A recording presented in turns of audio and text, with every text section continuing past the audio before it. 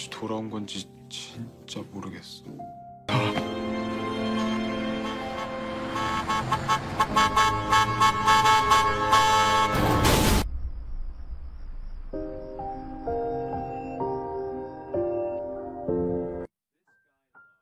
Cerita diawali dengan memperlihatkan seorang pria yang sangat menyukai tidur siang di atas atap.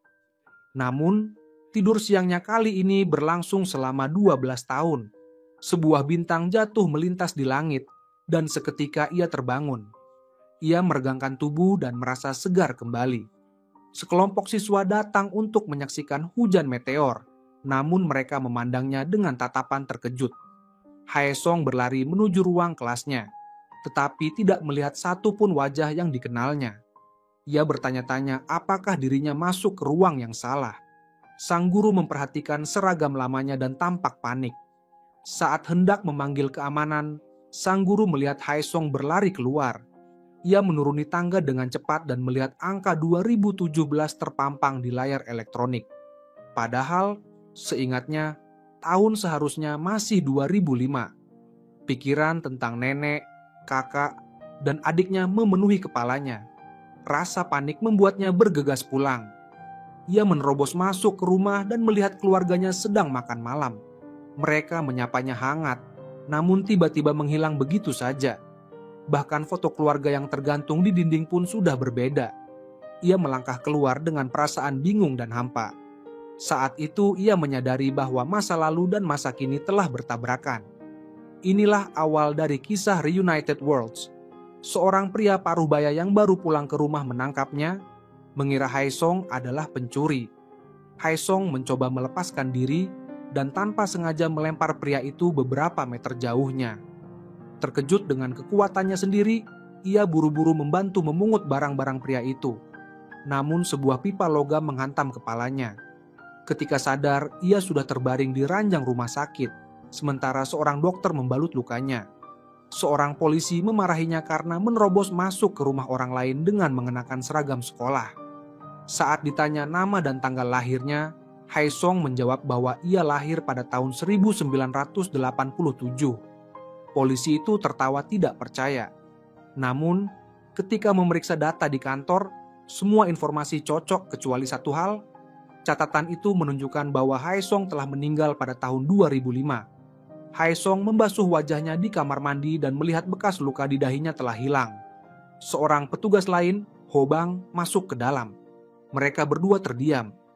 Hobang menatap Haesong dengan mata terbelalak, tidak percaya pada apa yang dilihatnya. Ia menyentuh Haesong untuk memastikan bahwa temannya itu benar-benar hidup. Mereka lalu duduk bersama dalam keheningan yang penuh emosi. Hobang memperhatikan Haesong makan mie dan berbisik pelan, seolah mengucap doa syukur. Haesong kemudian bertanya tentang kekasihnya, Jungwon.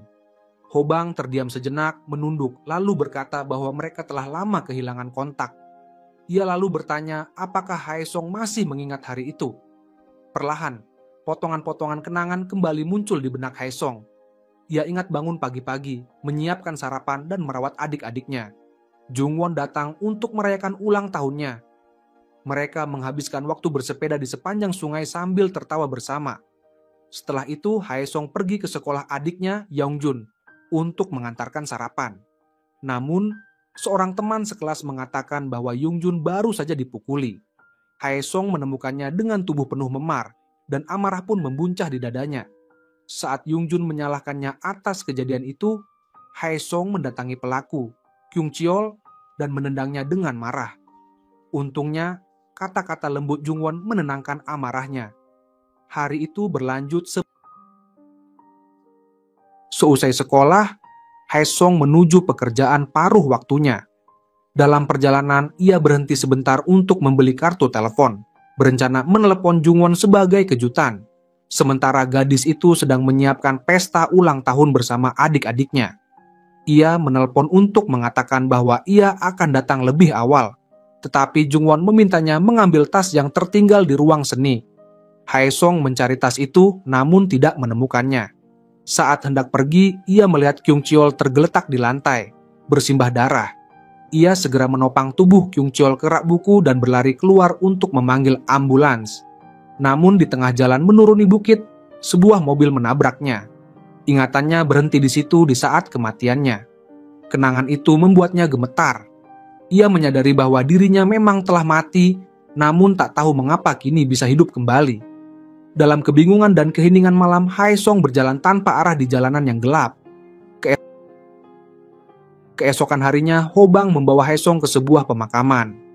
Langkahnya terhenti begitu matanya menangkap sebuah batu nisan dengan foto dirinya terukir di sana. Tubuhnya membeku seolah dunia berhenti berputar. Hobang menjelaskan bahwa neneknya telah meninggal 3 tahun lalu dan dimakamkan di samping makam orang tua mereka. Dengan nada khawatir, Hobang menyarankan Haesong untuk berganti pakaian, meski ia sendiri belum bisa menjelaskan bagaimana Haesong bisa hidup kembali. Kesedihan luar biasa menyelimuti Haesong. Hobang kemudian berkata bahwa ia jarang berhubungan dengan adik-adik Haesong, namun ia tahu tempat kerja Haechiol. Mereka pun menuju ke sebuah jalan di dekat sana. Di situ mereka bertemu Jinyong, teman sekelas mereka dulu. Begitu melihat Haesong, Jinyong langsung pingsan. Hobang segera menarik Haesong masuk ke dalam mobil, memperingatkannya bahwa seragam sekolah yang masih ia kenakan justru membuat orang ketakutan. Mereka akhirnya menemukan Haechiol, yang kini bekerja untuk seorang rentenir. Haesong terpaku menyaksikan adiknya yang dulu rajin dan penuh semangat, kini menendang seorang peminjam uang dengan kejam. Sang rentenir, Kim, seorang pria dengan rambut 2 warna, memerintahkan Haechiol untuk menagih utang dari seseorang bernama Yongwon. Seketika, Haechiol terdiam, wajahnya tegang. Sementara itu, Haesong berusaha mencari keberadaan Yongwon. Tiba-tiba telinganya terasa sakit, dan ia menyadari bahwa pendengarannya menjadi sangat tajam, mampu menangkap suara dari jarak jauh. Ia mengikuti arah suara dan mendengar Kim sedang memukuli Haechiol karena menolak menagih utang tersebut. Dengan marah, Haesong menerobos masuk, memberi kesempatan bagi adiknya untuk melarikan diri. Kim berusaha menyerangnya, tetapi Haesong menangkis dan hampir melemparkannya keluar jendela. Rekan Kim, Jinwong, pria berambut pendek dengan tongkat bisbol, mencoba menyerang, namun Haesong dengan mudah menyingkirkannya. Saat ditekan untuk memberikan alamat Yongwon, Jinwong akhirnya menyerahkan sebuah kartu. Haesong segera naik bus menuju alamat itu. Setibanya di sana, seorang pria berwajah serius menghampirinya dan bertanya apakah ia orang baru, sambil menatapnya dengan tatapan tajam yang membuatnya gelisah. Dengan perasaan tidak nyaman, Haesong melanjutkan langkahnya menuju gedung tempat Yongwon tinggal dan menekan bel pintu. Tidak ada jawaban. Ia menunggu di lantai bawah tetapi Yongwon tak pernah muncul. Kim dan anak buahnya datang dengan kesiapan untuk bertarung. Namun Haesong tidak memberikan perlawanan sedikit pun. Mereka dengan mudah menjatuhkannya ke tanah, bingung melihat. Malam itu, hujan deras mengguyur kota ketika Yongwon pulang ke rumah. Di tengah guyuran hujan, ia melihat seseorang terbaring di jalan. Ketika cahaya lampu menerpa wajah pria itu, Yongwon tertegun sosok yang terbaring di hadapannya adalah Haesong. Dengan tubuh gemetar, ia memapahnya masuk ke apartemen, membersihkan luka-lukanya dan merawatnya sebisanya, meski pikirannya masih tak bisa menerima apa yang sedang terjadi. Wajah pria itu masih persis seperti 12 tahun lalu. Saat Haesong tertidur, kenangan lama menyeret Yongwon kembali ke hari pemakamannya. Ia mengingat dirinya berlari menembus hujan ke studio foto, memohon agar diberi foto Haesong yang sedang tersenyum untuk dipajang di altar duka. Kesedihan dari hari itu kembali menghantamnya tanpa ampun. Ketika pagi tiba, Yongwon menulis sepucuk catatan untuk orang asing itu, meminta agar ia pergi memeriksakan diri ke rumah sakit, lalu berangkat bekerja. Setelah ia pergi, luka-luka di tubuh Haesong tiba-tiba menghilang tanpa bekas. Ia terbangun, membaca catatan itu, dan menyentuh kulitnya yang kini mulus dengan ekspresi bingung. Saat menuju dapur untuk minum, matanya tertumbuk pada sebuah foto Yongwon yang tertempel di pintu lemari es. Seketika, kesadaran dan perasaan haru membanjiri dirinya. Di tempat lain, Hobang menunjukkan seragam sekolah Haesong kepada teman-teman lama mereka, bersikeras bahwa itu adalah bukti nyata bahwa Haesong telah kembali. Perlahan, mereka mulai mempercayainya. Sementara itu, Yongwon duduk diam di tempat kerjanya. Hatinya gelisah dan pikirannya tak tenang. Ia akhirnya bergegas pulang ke apartemen. Sesampainya di sana, ruang tamu tampak kosong. Rasa kecewa menyelimuti dirinya hingga Haesong keluar dari kamar mandi dengan senyum hangat di wajahnya. Yongwon terpaku, matanya membesar, masih belum yakin apakah yang dilihatnya nyata atau hanya mimpi. Momen emosional itu terputus ketika pemilik apartemen tiba-tiba menerobos masuk, menuntut pembayaran sewa yang sudah tertunggak 3 bulan. Yongwon berusaha menenangkannya dengan sopan hingga akhirnya sang pemilik mau pergi. Haesong memperhatikan semuanya dengan hati berat, merasa khawatir, melihat betapa keras kehidupan Yongwon kini. Beberapa waktu kemudian, ia pergi ke taman, bermain bola basket sendirian mencoba menenangkan diri sambil merenung bagaimana hidup gadis yang dulu ia cintai bisa berubah begitu sulit. Di luar apartemen, Yongwon duduk di bangku panjang, menatap kosong ke jalan yang basah oleh hujan. Bosnya, Minjun, yang kebetulan lewat, berhenti untuk menanyakan keadaannya. Mereka berbicara pelan, suara mereka nyaris tenggelam dalam bising malam kota. Sementara itu, Haesong yang baru kembali dari taman melihat keduanya dari kejauhan. Sebuah perasaan asing menyelinap di dadanya, rasa cemburu yang hangat namun menyakitkan. Ketika kembali ke dalam apartemen, Haesong meminta maaf atas kata-kata kasarnya sebelumnya. Yongwon mencoba menerima kehadirannya, namun bayang-bayang rasa bersalah atas kematian Haesong masih melekat kuat di hatinya. Tertekan oleh perasaan yang tak tertahankan, ia berlari keluar ke malam yang gelap. Beberapa waktu kemudian, Yongwon duduk di tepi sungai merenungkan tahun-tahun panjang setelah kematian Haesong.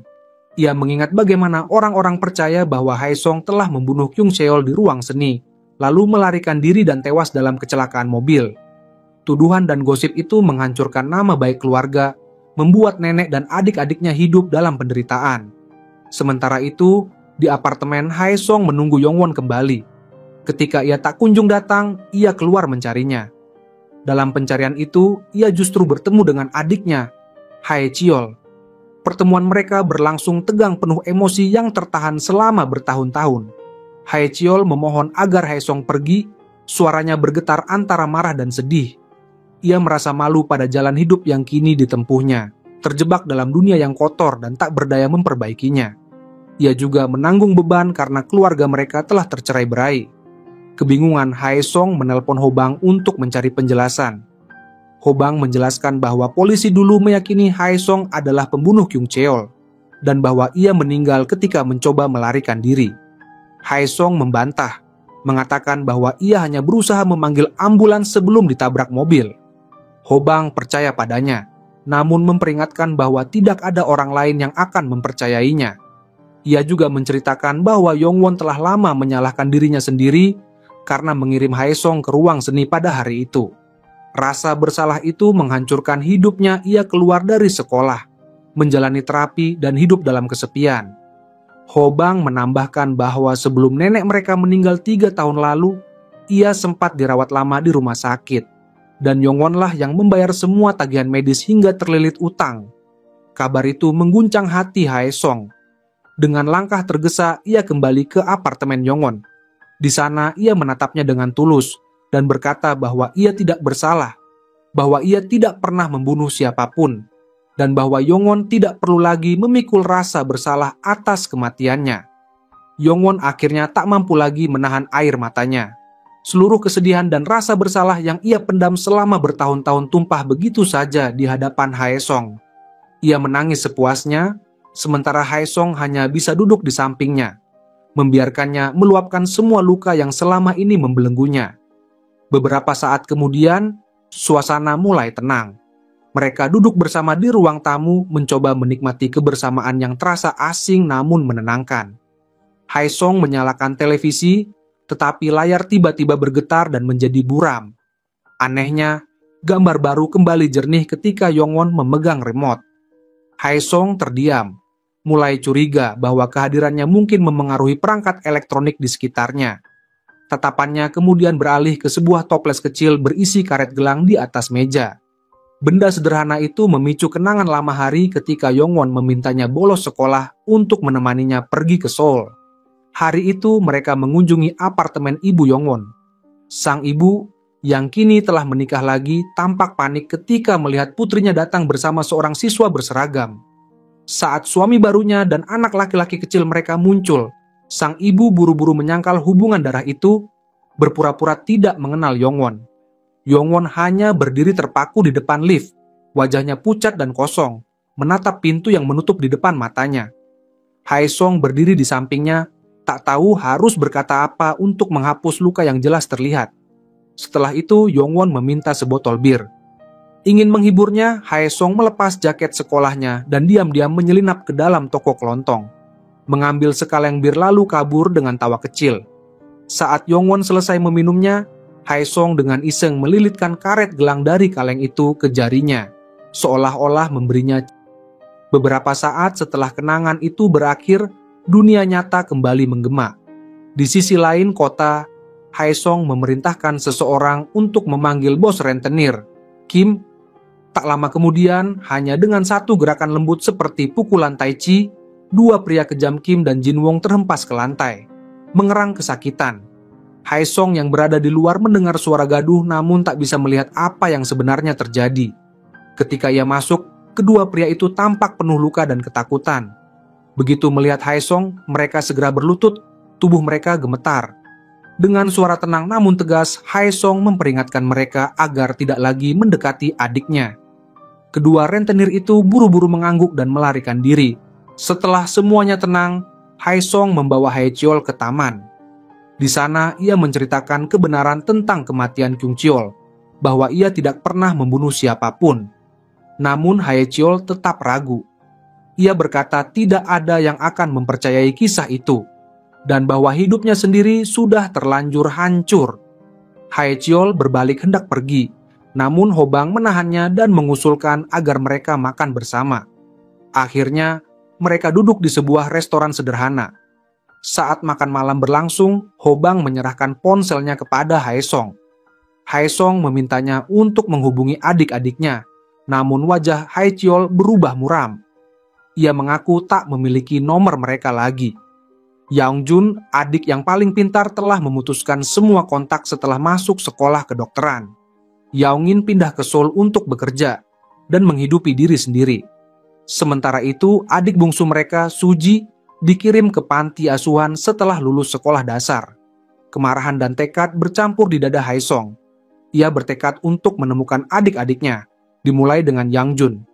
Ia berhasil melacaknya ke sebuah rumah sakit, di mana Yeongjun sedang berbincang dengan direktur rumah sakit dan putri direktur tersebut. Tiba-tiba seorang perawat datang memberitahu bahwa ada seorang siswa SMA bernama Haesong yang ingin menemuinya. Yeongjun menatap perawat itu dengan dingin dan menyangkal mengenal siapapun bernama Haesong. Ia segera memanggil keamanan. Dua penjaga mendekati Haesong untuk mengusirnya, tetapi ia dengan mudah menepis mereka. Seorang penjaga lain yang mengeluarkan pistol pun tak berkutik menghadapi kekuatannya. Saat situasi semakin tegang, seorang pria paruh baya tiba-tiba muncul dan menahannya. Dialah Taebak, pria misterius yang pernah dilihat Haesong di dalam bus. Dengan gerakan cepat dan kekuatan yang luar biasa, Taebak menjatuhkan Haesong ke tanah dan menyeretnya keluar dari gedung. Dengan mudah, ia mengangkat tubuh Haesong dan memperingatkannya agar tidak menggunakan kekuatannya secara sembrono. Setelah berkata demikian, ia pergi tanpa menjelaskan siapa dirinya. Tak lama kemudian, ponsel Haesong berdering panggilan dari Hobang. Layar ponsel itu bergetar dan berkedip aneh, seolah-olah bereaksi terhadap keberadaan Haesong. Malam itu, Haesong berdiri di luar restoran tempat Yongwon bekerja. Dari dalam, Minjun keluar lebih dulu, diikuti oleh Yongwon yang segera tersenyum cerah ketika melihat Haesong menunggunya. Setelah perkenalan singkat, Minjun pamit meninggalkan mereka berdua. Haesong kemudian mengajaknya minum bersama. Di meja, Yongwon menuangkan bir sambil menjelaskan perbandingan ideal antara bir dan busanya 3:1, jangan lebih. Katanya sambil tersenyum kecil. Haesong yang belum terbiasa dengan alkohol hanya memperhatikan dengan canggung. Saat Yongwon pergi sejenak untuk menukar hidangan yang tidak disukainya, ia kembali mendapati botol bir sudah kosong. Haesong bersikeras bahwa dirinya belum mabuk, meski tingkah lakunya mulai aneh dan tidak terkendali. Yongwon menatapnya dengan khawatir dan akhirnya memintanya pulang, takut sesuatu yang lebih buruk akan terjadi. Dalam perjalanan pulang, Haesong berbicara dengan suara lirih. Ia menceritakan pertemuannya dengan Haecheol dan Yoongjun, dua adik yang kini seolah menolaknya. Perasaan kecewa dan kebingungan bercampur di wajahnya. Ia mengakui bahwa ia tidak tahu mengapa dirinya bisa kembali hidup, dan semakin lama ia merasa tersesat di dunia yang sudah berubah tanpa dirinya. Malamnya, ia terbangun dan mendapati dirinya dikelilingi oleh teman-teman masa kecilnya. Tawa mereka memenuhi ruangan, menghadirkan kehangatan dan kenangan lama sejenak membuatnya lupa bahwa ia seharusnya sudah tiada. Keesokan harinya, Haesong membawa Hobang ke lokasi kecelakaan lamanya. Di sana, ia menjelaskan bagaimana ia menemukan Kyungcheol tergeletak bersimbah darah di ruang seni, lalu bergegas mengambil sepedanya untuk mencari pertolongan. Saat menuruni bukit, sebuah mobil menabraknya dan semuanya menjadi gelap. Hobang mengangguk perlahan, lalu menjelaskan bahwa mobil yang menabraknya adalah milik ayah Taehoon, teman mereka. Namun, mobil itu dikendarai oleh sopir pribadi yang kemudian dihukum karena kelalaian yang menyebabkan kematian. Taehoon, katanya, sangat terpukul setelah kejadian itu. Tak lama kemudian, Haecheol datang ke tempat itu. Ia menatap lokasi kecelakaan dengan mata yang redup, lalu berkata bahwa ia siap membantu Haesong menemukan pembunuh sebenarnya. Ia mulai menceritakan malam tragedi itu. Menurutnya, malam itu nenek dan Yangin pergi ke rumah sakit, sementara Yongwon menuju kantor polisi untuk memberi pernyataan. Ia sendiri tinggal di rumah bersama Sooji, adik bungsu mereka, dalam ketakutan. Saat Haesong bertanya tentang Yeongjun, Haecheol menjawab bahwa ia tidak ada di rumah malam itu. Namun, Hobang menambahkan bahwa dalam laporan resmi, Yongwon bersaksi bahwa keempat adik Haesong semuanya berada di rumah pada malam kejadian. Pernyataan yang saling bertentangan itu mengganggu pikiran Haesong hingga larut malam. Malam itu, ketika Yongwon terbangun untuk minum air, Haesong bertanya lagi tentang kesaksian tersebut. Yongwon membenarkan bahwa Yoongjun memang tidak ada di rumah dan bersikeras bahwa ia telah mengatakan hal yang sama kepada polisi. Ketidaksesuaian itu membuat Haesong semakin resah. Keesokan harinya, ia menemui Taehoon di pusat perbelanjaan milik keluarganya. Taehoon menyambutnya dengan hangat dan menawarkan untuk mempertemukannya dengan Yongin, yang kebetulan bekerja di sana. Namun ketika mereka tiba, pemandangan yang menyakitkan menanti. Seorang wanita berteriak sambil menyeret rambut Yongin di depan umum, menuduhnya berselingkuh. Haesong terpaku melihat adiknya yang dulu lembut dan penuh kasih kini dipermalukan di depan banyak orang. Ia hendak maju untuk membela, tapi Taehoon menahannya, berusaha menghindari keributan yang lebih besar. Situasi makin panas hingga Yongin akhirnya pingsan. Ia dibawa ke rumah sakit dan ketika sadar ia melihat Haesong duduk di sampingnya. Air mata langsung mengalir di pipinya, ia mengira ini hanya mimpi. Namun Haesong menggenggam tangannya dengan lembut, menenangkannya. Beberapa waktu kemudian, ia mendatangi toko milik wanita yang menuduh adiknya, dan dengan tegas menuntut permintaan maaf atas perlakuan kejam yang telah dilakukan pada Yongin. Pria itu menolak permintaan maaf dengan senyum mengejek. Amarah Haesong perlahan memuncak, tetapi sebelum ia sempat bertindak, Taebok muncul dan menariknya menjauh. Mereka berjalan ke sebuah kafe terdekat. Dengan satu pandangan tajam, Taebok membuat ruangan seolah meredup, lalu dengan mudah mengangkat tubuh pria itu dan melemparkannya ke arah Haesong. Secara refleks, Haesong menangkis dengan tendangan cepat yang membuat pria itu tersungkur. Pertemuan singkat itu berakhir dengan peringatan yang jelas pelecehan terhadap Yongin berhenti sejak hari itu. Masalah adiknya pun akhirnya terselesaikan. Setelah itu, Taebok meminta Haesong mengikutinya ke sebuah rumah sakit. Di sana mereka memasuki sebuah kamar, tempat seorang pria tua terbaring tak sadarkan diri. Taebok menatapnya dengan mata sendu dan berkata bahwa ketika ia kembali ke dunia pada musim panas lalu, ia mencari putranya dan menemukannya dalam keadaan seperti ini, berusia 80 tahun, diam tanpa suara. Dengan suara berat, ia mengaku hanya berharap bisa berbicara dengannya sekali lagi sebelum semuanya benar-benar berakhir. Beberapa waktu kemudian, telepon Haesong berdering. Hobang memintanya dan Yongwon datang ke kantor polisi. Di sana mereka mendapat kabar mengejutkan. Haecheol telah ditangkap dengan tuduhan kejahatan yang ia klaim bukan perbuatannya. Polisi melaporkan bahwa tidak ada rekaman CCTV dari lokasi kejadian. Mendengar itu, Hobang teringat akan kemungkinan lain rekaman dashcam dari mobil lama yang dulu terlibat dalam kasus Haesong. Ia mengingat bahwa ia pernah melepas kartu memorinya dan menyembunyikannya di bawah lantai bagian pengemudi. Dengan dorongan semangat dari Haesong, ia segera pergi mencarinya. Beberapa jam kemudian, Hobang berhasil menemukan kartu tersebut. Saat rekaman diputar, tampak jelas dua pria yang sedang menjebak Haecheol. Dengan bukti itu, polisi segera menangkap pelaku sebenarnya dan Haecheol dibebaskan. Namun, ia pergi tanpa banyak bicara, hanya meninggalkan rasa campur aduk di hati semua orang yang peduli padanya. Malamnya, Yongwon merasa lapar, dan mereka berdua pergi mencari mie di kedai kecil. Saat menunggu lampu penyeberangan berubah hijau, pandangan mereka tertuju pada seorang gadis kecil yang berdiri sendirian di seberang jalan. Haesong memicingkan mata, berusaha mengenali wajahnya, dan saat itulah Haecheol muncul dalam kepanikan, berlari menghampiri anak itu. Gadis itu ternyata Soobin, putri Haecheol. Haecheol langsung memeluk putrinya erat-erat, air mata bercampur dengan rasa lega di wajahnya. Melihat pemandangan itu, Haesong akhirnya mengerti inilah alasan mengapa Haecheol bertahan, mengapa ia menanggung begitu banyak beban. Ia hanya ingin melindungi anaknya. Ketika mereka semua kembali, Haecheol akhirnya berbagi kisahnya. Soobin lahir saat ia berusia 19 tahun dan ibunya pergi meninggalkan mereka kurang dari setahun kemudian. Karena hidupnya yang sulit, Soobin kini tinggal di panti asuhan kota dan Haecheol hanya bisa menemuinya sesekali. Dalam perjalanan pulang bersama Yongwon, malam terasa hening. Tiba-tiba Haesong merasakan nyeri tajam di dadanya. Ia berhenti melangkah, tubuhnya goyah, dan wajahnya menegang menahan rasa sakit yang datang tanpa peringatan. Jungwon memanggil nama Haesong dengan nada panik, tetapi tak bisa berbuat apapun selain menatapnya dengan cemas. Sementara itu, di sebuah kafe tak jauh dari sana, Minjun tengah beradu argumen sengit dengan ayahnya. Keduanya berselisih tentang pemakaman paman mereka yang telah meninggal, dan perdebatan itu berakhir dengan kemarahan tanpa penyelesaian. Rasa sakit di dada Haesong perlahan mereda, meninggalkannya dalam kebingungan.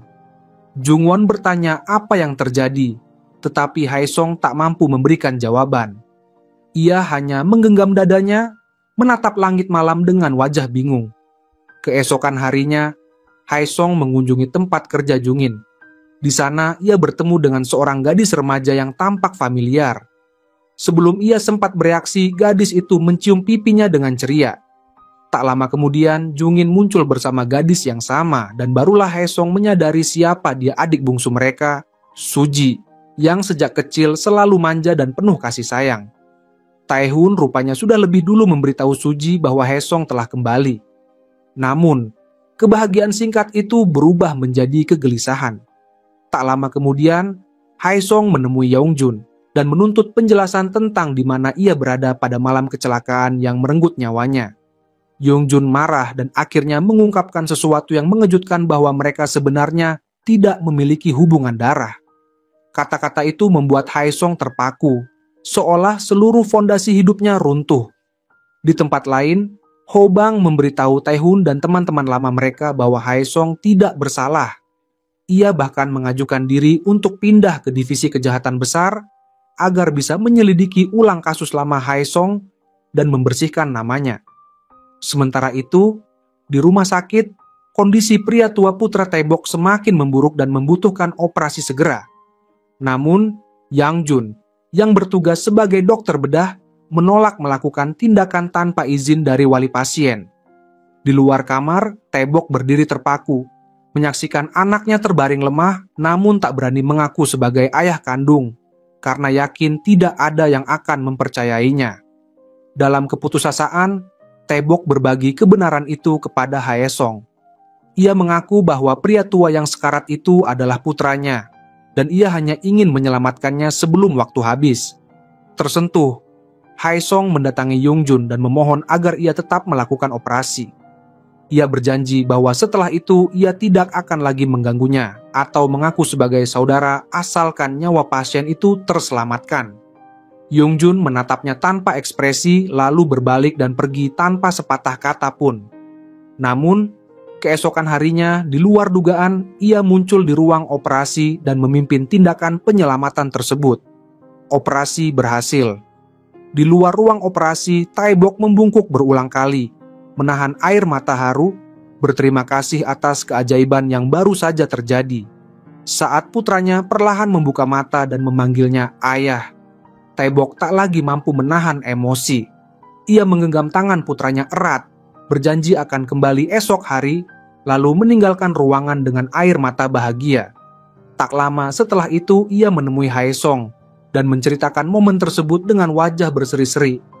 Untuk pertama kalinya ia terlihat benar-benar damai penuh rasa syukur, karena akhirnya bisa mendengar kata yang telah ia tunggu selama puluhan tahun. Ayah. Hobang kemudian memberitahu Haesong bahwa ia telah mengunjungi sang pengemudi yang bertanggung jawab atas kecelakaan di masa lalu. Percakapan itu membuat Haesong gelisah, bertanya-tanya apa yang sebenarnya akan terjadi jika orang lain yang berada di balik kemudi malam itu.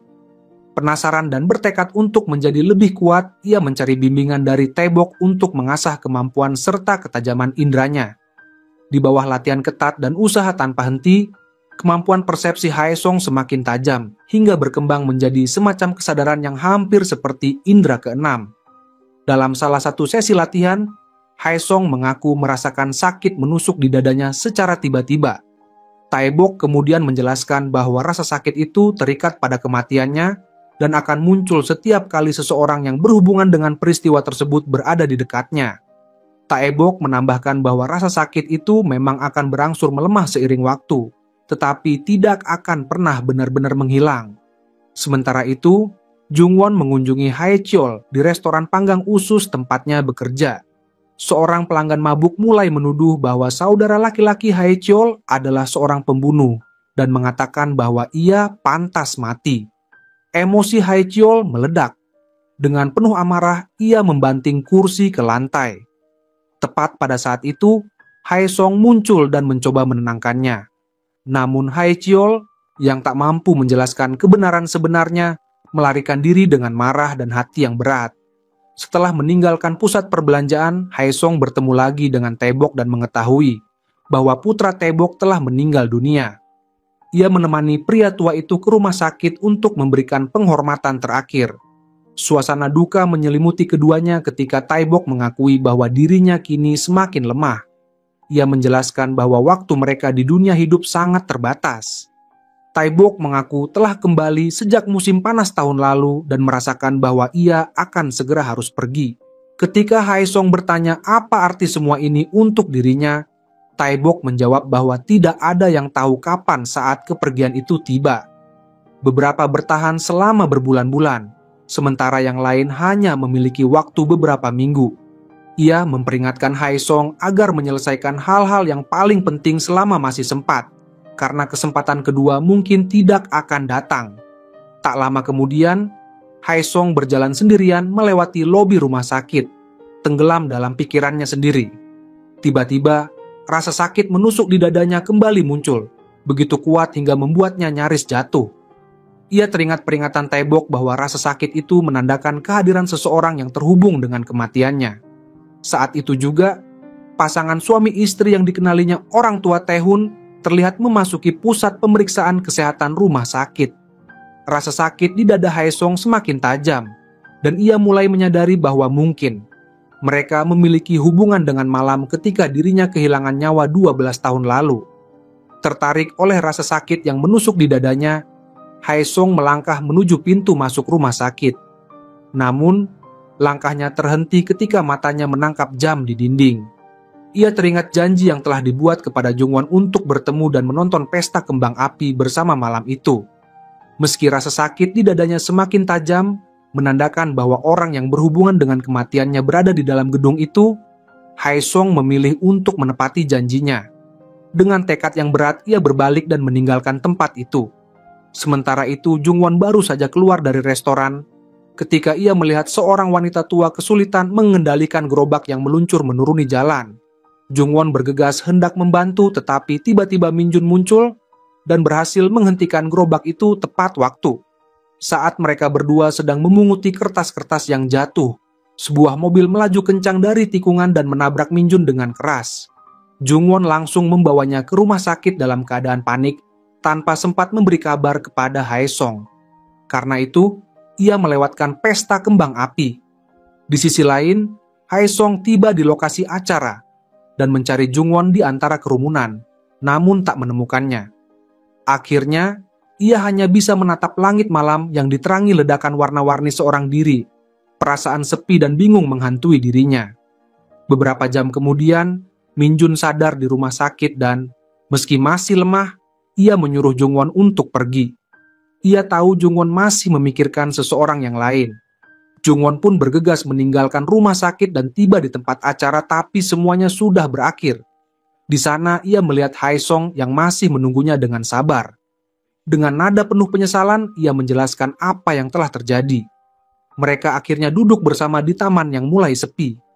Di antara sisa kembang api yang memudar di langit, mereka berbagi gula, kapas, dan bekal makan malam di atas rumput.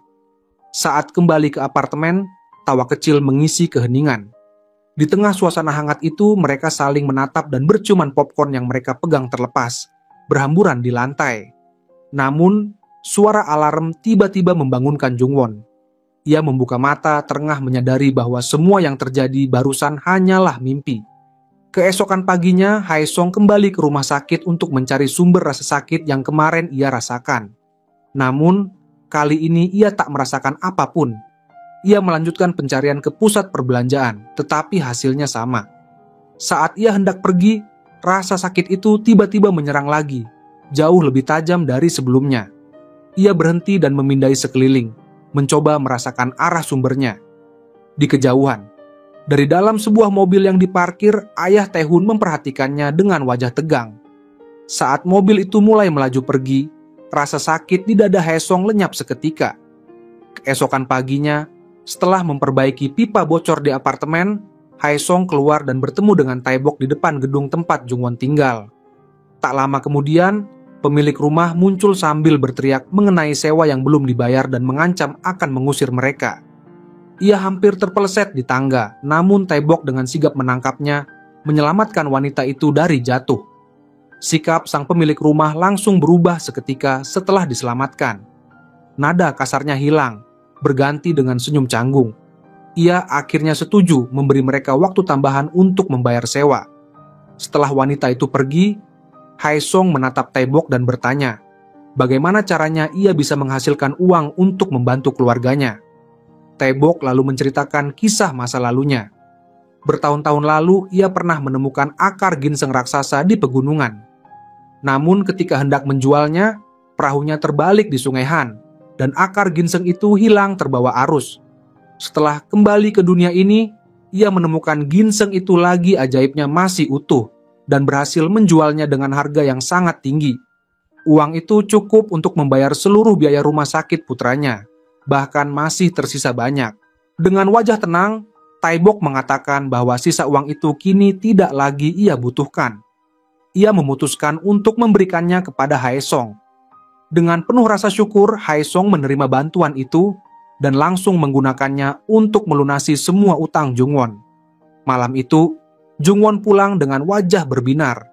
Ia tak dapat menahan rasa bahagia ketika menyampaikan kabar itu pada Haesong, utangnya telah lunas sepenuhnya. Sebagai ucapan terima kasih, ia mengajaknya menonton film di bioskop. Namun ketika sampai di pintu masuk, Haesong tidak dapat masuk karena tidak memiliki kartu identitas. Mereka akhirnya memutuskan untuk pulang ke apartemen Jungwon. Di sana, suasana menjadi lebih tenang. Jungwon teringat mimpi yang begitu nyata dari malam sebelumnya tentang momen hangat yang mereka bagi bersama. Tanpa berkata apa-apa, ia menatap Haesong dengan lembut, menutup mata dan perlahan mendekat untuk mencium. Keesokan harinya, Haesong berusaha menyatukan kembali keluarganya. Ia berencana mengadakan makan malam bersama semua saudara kandungnya. Namun Jungin dengan tegas menolak untuk datang jika Haecheol hadir. Ia masih menyimpan luka lama tentang kalung emas peninggalan ibu mereka. Kalung itu adalah satu-satunya warisan yang diberikan padanya sebelum sang ibu meninggal. Meskipun dulu ia harus berhenti kuliah karena masalah keuangan, ia selalu menjaga kalung itu dengan penuh kasih. Namun suatu hari kalung itu hilang, dan ia yakin Haecheol lah yang mencurinya. Mendengar hal itu, Haesong menemui Haecheol di tempat pencucian mobil tempatnya bekerja. Ia mendesak sang kakak untuk meminta maaf. Namun Haecheol menolak, berkata bahwa itu sudah masa lalu dan tak ada gunanya diungkit kembali. Meski kecewa, Haesong tetap berusaha memperbaiki hubungan mereka. Ia mengundang Jungin dan adik bungsu mereka, Sooji, untuk makan bersama di sebuah restoran. Saat mereka sedang menunggu makanan datang, Haecheol tiba-tiba muncul tanpa diberitahu sebelumnya. Ia mendekati meja mereka dengan wajah serius, lalu menyerahkan setumpuk buku tabungan kepada Jungin. Dengan suara pelan tapi tegas, Haecheol mengaku bahwa ia memang mengambil kalung itu bertahun-tahun lalu. Waktu itu, Soobin baru lahir, dan ibunya pergi meninggalkannya tanpa sepeser pun.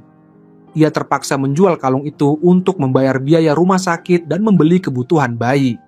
Sejak saat itu, ia menyisihkan uang sedikit demi sedikit setiap hari selama 3 tahun untuk mengganti nilainya. Jungin terdiam, matanya berkaca-kaca. Di benaknya terlintas kenangan tentang betapa berharganya kalung itu, bukan karena nilainya, melainkan karena itu adalah kenangan terakhir dari ibu mereka. Sebelum ia sempat menjawab, beberapa teman muncul membawa kue ulang tahun. Semua mata tertuju padanya, dan suasana berubah hangat. Jungin meniup lilin dengan senyum lembut di wajahnya. Dalam sekejap, beban amarah yang selama ini ia simpan perlahan memudar digantikan oleh rasa damai yang telah lama ia lupakan. Malam itu Haesong naik bus bersama Taebok. Di dalam keheningan perjalanan, ia membuka hati dan berbicara tentang perasaannya kepada Jungwon. Ia mengaku bingung dan bimbang antara mengikuti perasaannya atau menjaga jarak karena masa lalu yang belum sepenuhnya ia pahami. Taebok mendengarkan dengan tenang, lalu menepuk bahunya dan berkata lembut, "Hiduplah untuk saat ini. Jangan habiskan waktu memikirkan masa depan yang belum tentu datang." Ketika Haesong menoleh hendak menjawab, tempat duduk di sebelahnya kosong. Taebok telah menghilang tanpa jejak, hanya meninggalkan selembar kertas kosong di kursinya. Hati Haesong bergetar, ia menyadari bahwa waktu Taebok di dunia ini mungkin telah berakhir. Merasakan urgensi, ia segera pergi untuk menemui Jungwon. Setibanya di dekat restoran tempat Jungwon bekerja, rasa sakit di dadanya muncul lagi. Meski lebih lemah dari sebelumnya, sensasi itu tetap tajam, seperti peringatan akan seseorang yang terhubung dengan kematiannya. Ia memindai sekeliling, tetapi hanya melihat sebuah mobil yang perlahan menjauh. Begitu mobil itu menghilang dari pandangan, rasa sakitnya pun lenyap. Haesong memutuskan untuk tetap berada di sekitar tempat itu agar bisa mengenali orang tersebut jika kembali lagi. Ia kemudian meminta pekerjaan di restoran agar bisa lebih dekat dengan lokasi itu. Jungwon memperkenalkannya kepada Minjun dan para staf lainnya. Minjun setuju memberi kesempatan percobaan dengan satu syarat: Haesong harus menciptakan hidangan baru yang cukup lezat untuk membuat semua orang terkesan. Keesokan paginya, Jungwon mendengar suara ribut di sebelah apartemennya. Ketika ia keluar untuk melihat, ternyata Hobang baru saja pindah ke unit sebelah. Sementara itu, Haesong sepenuhnya fokus pada tantangan di restoran. Ia memanfaatkan kemampuan indera perasanya yang kini jauh lebih tajam. Bekerja berdampingan dengan Jungwon di dapur, mereka berdua bereksperimen dengan berbagai bahan hingga akhirnya menciptakan hidangan baru pasta kerang dan daging sapi. Hidangan itu memadukan cita rasa gurih daging sapi dengan kelembutan rasa laut dari kerang. Saat dicicipi, semua staf restoran langsung terpikat. Rasa unik dan seimbang itu membuat mereka tak ragu memberi Haesong pekerjaan tetap. Untuk merayakannya, Jungwon memberikan sebuah kalung yang telah ia beli 12 tahun lalu, hadiah ulang tahun yang tak sempat ia berikan karena kecelakaan yang merenggut nyawa Haesong. Dengan hati-hati ia memakaikannya di leher Haesong. Namun ketika hendak mengaitkan penguncinya, ia bersin kecil dan tanpa sengaja bibirnya menyentuh pipi Haesong. Wajahnya langsung memerah dan ia buru-buru mundur ke kamarnya karena malu. Hari-hari berikutnya, Haesong tetap waspada. Ia yakin orang yang terhubung dengan kematiannya akan muncul lagi di restoran itu. Sementara itu, hidangan pasta buatannya menjadi favorit pelanggan, membuat restoran semakin ramai. Namun di tengah kesibukan itu, Hae Song mulai memperhatikan perubahan pada Jungwon. Senyumnya tidak selebar dulu, dan matanya sering tampak sendu. Suatu sore, saat sedang memotong sayuran, Jungwon melukai jarinya sendiri. Minjun yang melihatnya segera menolong dan bertanya apakah ia baik-baik saja. Perlahan, Jungwon membuka hati dan bercerita. Ia mengatakan bahwa kehadiran seorang mantan teman sekolah di restoran akhir-akhir ini membuatnya teringat masa lalu tentang kekasih yang ia kehilangan dalam kecelakaan saat tahun terakhir sekolah. Ia mengaku bahwa sejak Hae Song kembali, hidupnya terasa lebih ringan dan bahagia, seolah rasa sakit itu memudar. Namun di sisi lain, ia tak bisa berhenti berpikir jika kecelakaan itu tidak pernah terjadi, Hae Song kini akan berusia 31 tahun seperti teman-teman mereka yang lain, menjalani hidup biasa tanpa beban masa lalu.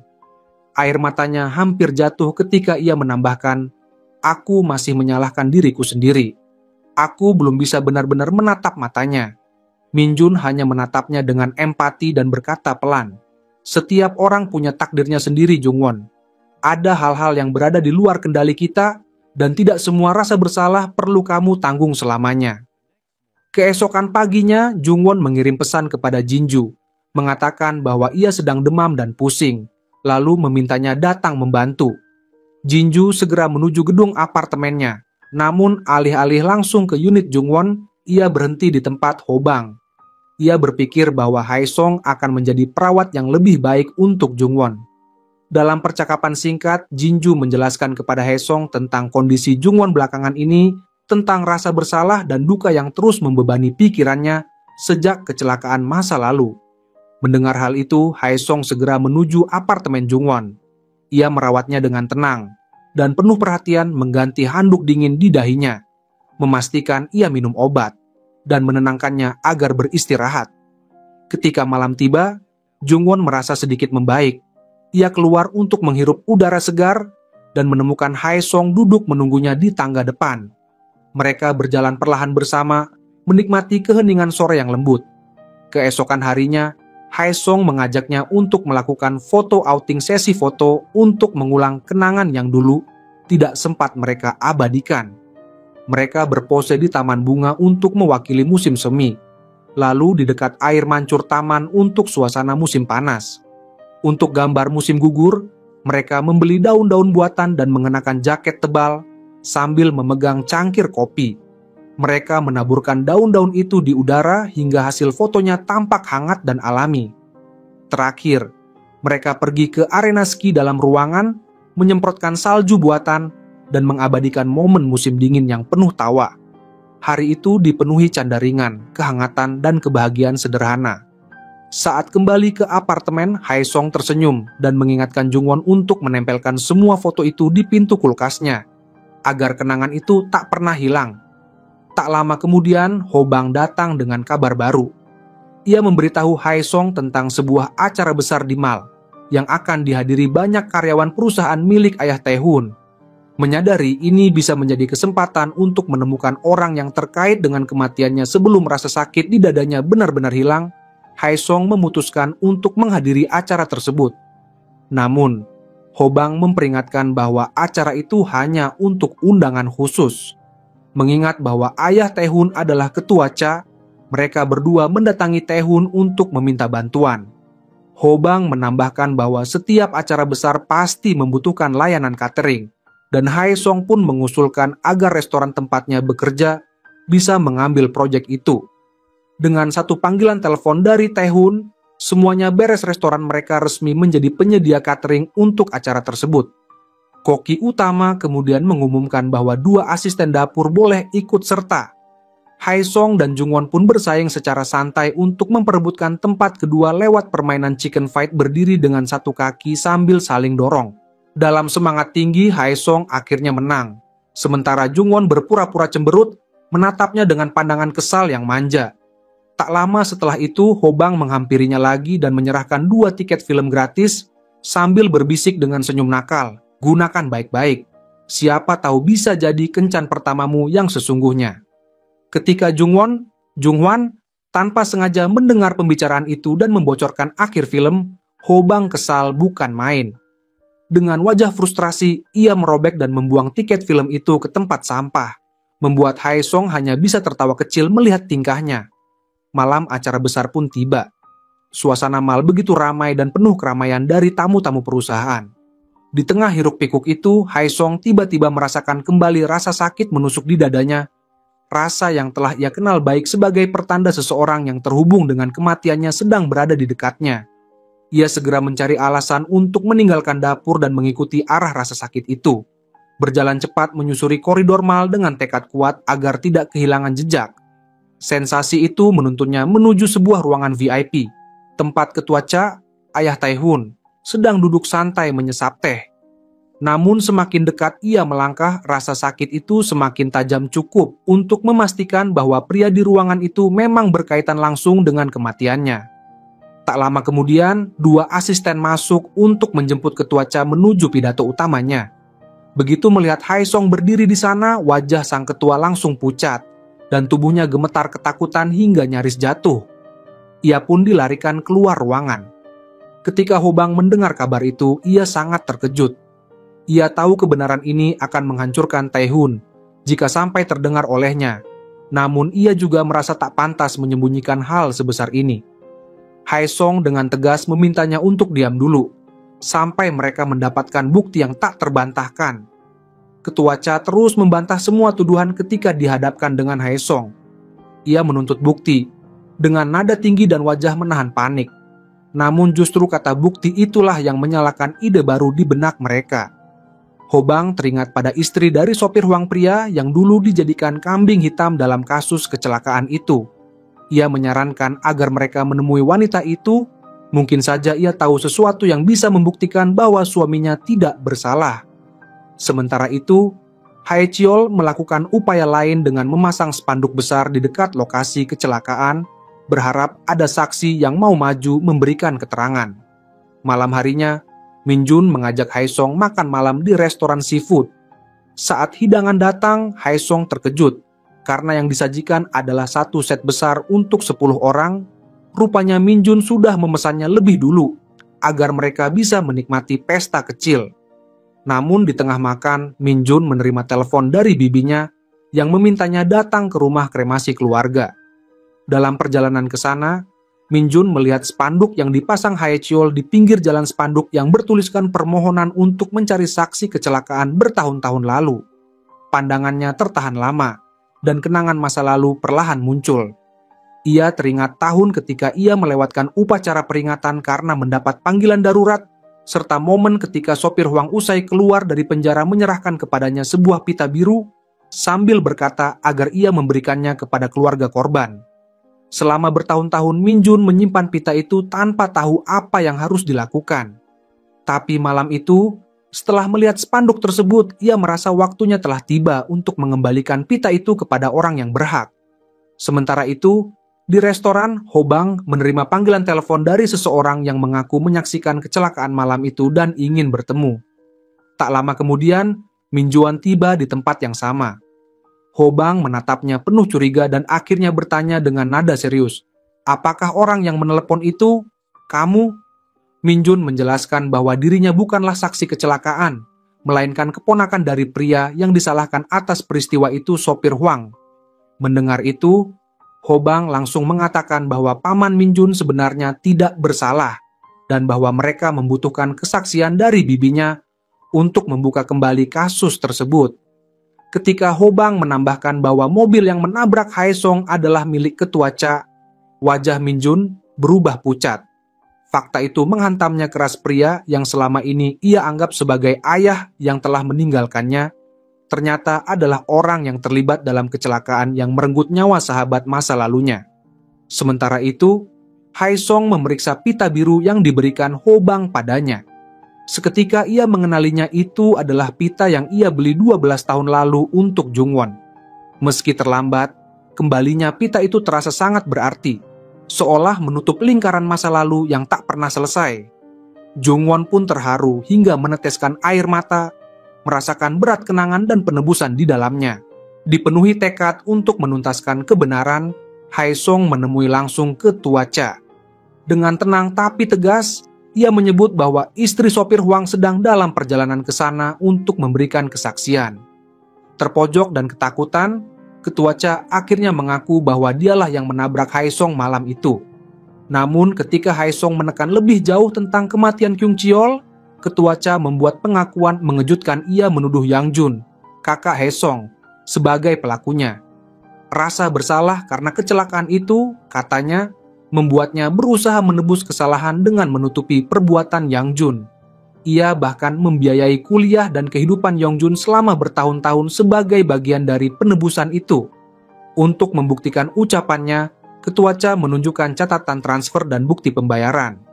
Hae Song menatap dokumen itu dengan gemetar, setengah tidak percaya, setengah hancur. Ia segera berlari ke rumah sakit dan menghadapi Yang Jun, menuntut penjelasan tentang uang itu dan tentang malam kecelakaan. Yang Jun terdiam lama sebelum akhirnya menyangkal semuanya. Namun sikapnya yang gugup dan pandangan matanya yang menghindar hanya memperkuat keyakinan Hae Song bahwa saudaranya tahu lebih banyak daripada yang ia akui. Tak lama kemudian, Hae Song dan Ho Bang menerima panggilan dari seseorang yang mengaku mengetahui detail pembunuhan 12 tahun lalu. Mereka setuju untuk bertemu. Ternyata penelepon itu adalah kakak dari Kyung Cheol sendiri. Ia menjelaskan bahwa hari itu adiknya menerima telepon dari seorang guru seni yang memintanya datang ke ruang seni, sesuatu yang aneh karena Kyung Cheol bukan siswa jurusan seni. Kyung Cheol sempat mengatakan bahwa ia tidak mengenal guru itu dan merasa bingung dengan permintaan tersebut. Namun setelah melihat spanduk yang dipasang Hae Cheol, kakaknya mulai curiga ada yang disembunyikan dalam kasus itu.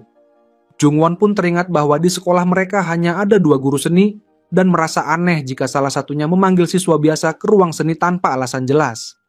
Keesokan harinya, Ho Bang memeriksa guru seni pertama. Guru itu tampak gugup, cepat-cepat menyangkal mengenal Kyung Cheol, lalu pergi tergesa-gesa. Kemudian ia menemui guru seni kedua yang mengakui memang pernah mengatur pertemuan dengan Kyung Cheol, tapi tujuannya hanya untuk menegur, karena ketahuan menyembunyikan rokok. Ia menegaskan bahwa pertemuan itu dijadwalkan di gerbang belakang sekolah, bukan di ruang seni. Namun yang paling mengejutkan, ia menambahkan bahwa setelahnya, ia melihat Kyung Cheol memasuki sekolah bersama seorang siswa lain mengenakan seragam sekolah dan memiliki gips di lengan kanan. Jung Won tiba-tiba teringat pada seorang teman sekelas yang dulu pernah memakai gips di lengannya. Ia segera membuka album tahunan sekolah mereka dan menemukan foto siswa bernama Dong Suk. Ho Bang yang melihatnya langsung mengambil buku itu, yakin bahwa Dong Suk bisa jadi tersangka atau setidaknya saksi kunci yang mengetahui apa yang sebenarnya terjadi malam itu. Sementara itu, Hae Song masih tidak bisa berhenti memikirkan pengakuan Ketua Cha yang menuduh Yang Jun sebagai pembunuh. Ia berjuang antara ingin percaya pada kakaknya dan keraguan yang makin tumbuh. Ia bertanya-tanya, apa alasan Ketua Cha berbohong? Atau apakah sebenarnya ada kebenaran yang lebih kelam yang belum terungkap? Keesokan harinya, Ho Bang melaporkan temuan baru dari tim investigasi. Di patung yang digunakan untuk membunuh Kyung Cheol, terdapat 2 set sidik jari. Salah satunya adalah milik Hae Song, sementara satu lagi tidak teridentifikasi. Karena Dong Suk telah pindah ke Kanada tak lama setelah kelulusan, kemungkinan besar sidik jari itu miliknya. Beberapa hari kemudian, saat Jung Won keluar dari galeri seni tempatnya bekerja, ia terkejut melihat seorang pria turun dari taksi wajah yang langsung ia kenali meski telah bertahun-tahun berlalu. Itu adalah Dong Suk. Mereka sempat berbicara sebentar. Dalam percakapan singkat itu, Dong Suk mengungkapkan sesuatu yang mengejutkan. Malam sebelum kematian Kyung Cheol sempat memintanya untuk bertemu Tae-hun di ruang seni. Namun sebelum Jung Won sempat bertanya lebih jauh, ponsel Dong Suk berdering. Ia menerima panggilan dan segera pergi dengan tergesa-gesa, meninggalkan Jung Won dalam kebingungan. Dengan napas terengah, Jung Won segera menghubungi Ho Bang dan Hae Song untuk menyampaikan apa yang baru saja ia dengar. Salah satu sidik jari pada patung itu milik Hae Song, sementara satu lagi tetap tidak teridentifikasi. Karena Dong Suk telah pindah ke Kanada setelah kelulusan, ia menjadi kandidat paling mungkin sebagai pemilik sidik jari tersebut. Beberapa hari kemudian, saat Jung Won meninggal, petunjuk baru itu justru membuat misteri semakin dalam. Jika Ketua Cha menuduh Yang Jun sebagai pembunuh, Mengapa ia harus berbohong? Apa yang sebenarnya ingin ia sembunyikan? Hobang memastikan hanya ada 2 set sidik jari di patung milik Haesong dan satu lagi yang belum teridentifikasi. Namun, pelacakan Dong-suk menjadi semakin rumit. Catatan menunjukkan bahwa ia telah pindah dari Kanada ke Amerika Serikat dan tidak ada jejak keimigrasian yang menunjukkan ia pernah kembali ke Korea. Hobang menduga Dong-suk telah mengganti nama dan kewarganegaraan untuk menyembunyikan identitasnya. Diliputi tanda tanya, Haesong akhirnya memutuskan untuk menemui Tae-hun secara langsung. Dalam percakapan tegang itu, Tae-hun mengaku bahwa ia memang sempat melihat Haesong dan Kyung Cheol bertengkar pada hari kejadian. Ia bahkan pernah memperingatkan Kyung Cheol agar berhenti mengganggu Yongjun. Namun malam itu, Kyung Cheol memanggilnya ke ruang seni dan tiba-tiba menyerangnya. Dalam panik, Tae-hun mendorongnya dan langsung lari. Ia mendengar suara benda jatuh keras di belakangnya, tapi tidak berani menoleh. Ketakutan dan kebingungan membuatnya langsung menelepon ayahnya sebelum pulang. Ketika kemudian polisi menuduh Haesong sebagai pelaku, Tae-hun sempat ingin mengaku, tapi rasa takut dan rasa bersalah membuatnya diam. Haesong mendengarkan dalam diam, matanya penuh kekecewaan. Merasa dikhianati oleh diam sahabatnya selama bertahun-tahun, ia akhirnya berbalik dan berjalan pergi tanpa sepatah kata pun.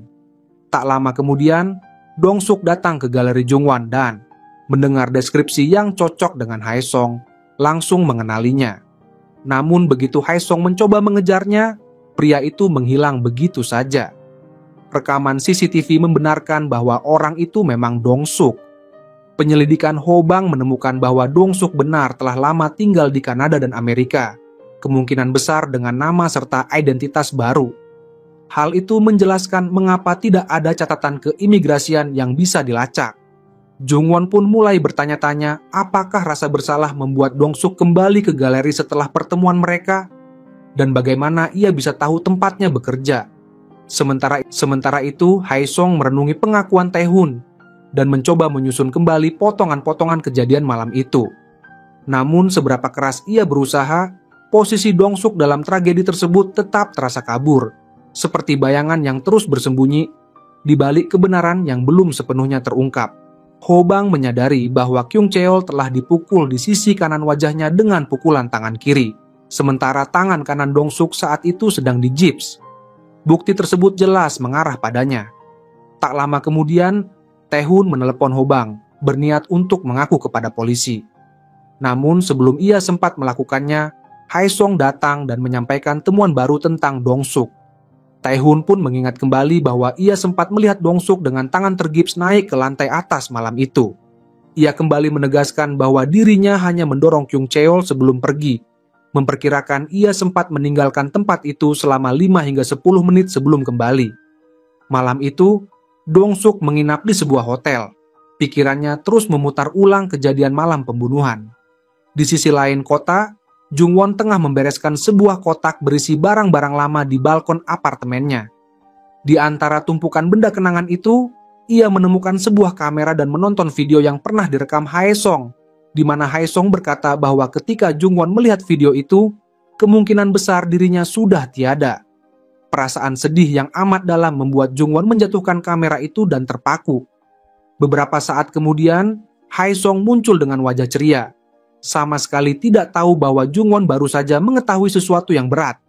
Tak sanggup menghadapi kenyataan bahwa Haesong mungkin akan pergi untuk selamanya, Jungwon berlari keluar dari apartemennya sambil menangis. Haesong mengejarnya dan memanggil namanya berulang kali, tetapi Jungwon terus berlari, terluka oleh kenyataan bahwa ia akan kehilangan orang yang dicintainya lagi. Ia akhirnya bermalam di rumah Jinju, menangis sepanjang malam. Sementara Haesong menunggu di balkon apartemennya hingga fajar tiba.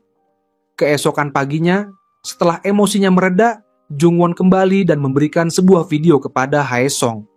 Dalam video itu, ia berkata bahwa jika Haesong menontonnya, berarti ia telah menerima kemungkinan bahwa Haesong harus pergi lagi. Ia menyebut kembalinya Haesong sebagai sebuah keajaiban dan berkah, berjanji akan menghargai setiap momen yang tersisa bersama dirinya. Malam harinya, Haesong, Jungwon, dan Hobang bertemu di sebuah taman. Hobang bertanya-tanya bagaimana Dong-suk bisa tahu tempat kerja Jungwon. Jungwon kemudian teringat bahwa satu-satunya orang yang pernah ia berikan kartu galeri adalah ibu Sobin, Yomin. Mereka pun menduga bahwa Dongsuk mungkin bekerja sebagai pengacara Yomin dalam kasus perebutan hak asuh melawan Haecheol. Keesokan harinya, Jungwon mengatur pertemuan dengan Yumin, yang mengirim pesan bahwa ia akan bertemu Dongsuk di sebuah kafe. Namun yang datang justru Haecheol, yang diam-diam berhasil mengambil sidik jari Dongsuk saat ia lengah. Sidik jari yang diambil Haecheol ternyata cocok dengan yang ditemukan pada patung, bukti yang menegaskan bahwa Dongsuk adalah tersangka utama. Hobang berhasil melacaknya di bandara saat ia berusaha melarikan diri. Saat dihadapkan, Dongsuk bersikeras bahwa ia melihat Haesong membunuh Kyung Cheol. Namun ketika Haesong melangkah maju, Dongsuk langsung terjatuh ketakutan. Penangkapannya akhirnya mengungkap kebenaran dan membersihkan nama Haesong dari segala tuduhan. Ketua Cha kemudian meminta maaf dan menawarkan diri untuk mengaku, tetapi Haesong menolak. Ia hanya memintanya untuk hidup dengan rasa bersalah itu dan menggunakan pengaruhnya demi menolong orang lain. Setelah semuanya berakhir, Haesong mengajak saudara-saudaranya berlibur ke pedesaan. Mereka menikmati waktu bersama, meski bayangan perpisahan semakin terasa. Air mata mengalir, dan kata-kata perpisahan terpendam dalam keheningan yang penuh makna. Dalam hari-hari terakhirnya, Haesong dan Jungwon menghargai setiap detik yang mereka miliki. Mereka berkumpul bersama teman-teman untuk sesi foto terakhir. Senyum mereka mencerminkan kebahagiaan sekaligus kesedihan yang dalam. Dalam momen itu, Haesong menyematkan cincin di jari Jungwon, tepat sebelum tubuhnya perlahan memudar. Keduanya berpelukan erat, mencoba menahan waktu yang terus berjalan, hingga akhirnya Haesong lenyap dalam cahaya putih yang berkilau dan menghilang ke langit.